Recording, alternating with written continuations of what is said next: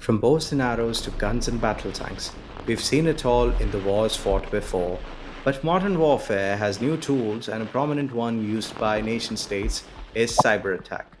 Cyber attacks are actions that target computer networks, infrastructure, and personal devices using various methods to steal, alter, or destroy data and information systems.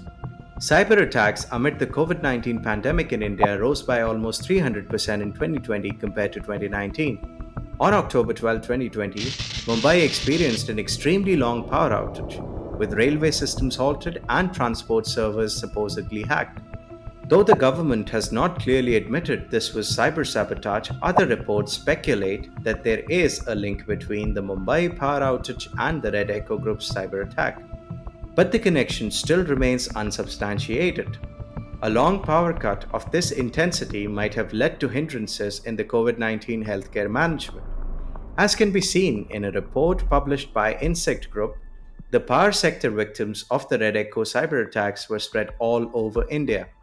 China and North Korea have both targeted ISRO with cyber attacks on various occasions.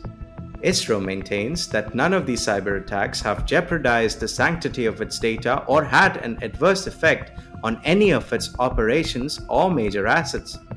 Japan recently found itself on the receiving end of cyber attacks that targeted Japan's space agency, JAXA, between 2017 and 2019. The Tokyo Police Department attributes the attacks to a Chinese IT systems engineer who is also a member of the Chinese Communist Party.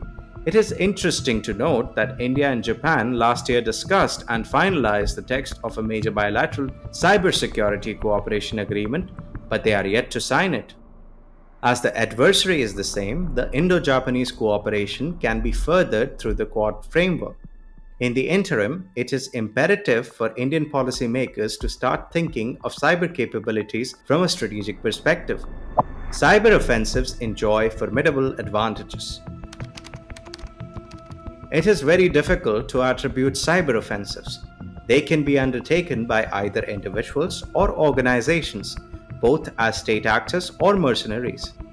These actors may or may not be backed by a nation state, but are sure to prove their worth as asymmetric tools of warfare.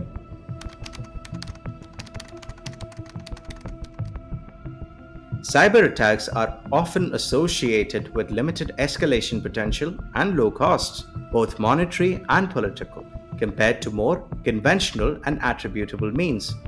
The potential for sowing panic and chaos in the adversary's population by sabotaging key infrastructure with a minuscule amount of effort is a lot of bang for the buck.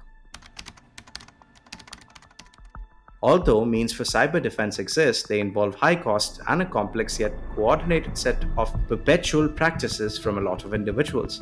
The only viable deterrent strategy is that in cyberspace, offense is the best defense, making it clear to the enemy that any cyber offensive will be matched and one-upped until unacceptable costs are inflicted on their side, be it denial of service, loss of communications, or large-scale digital bank fraud.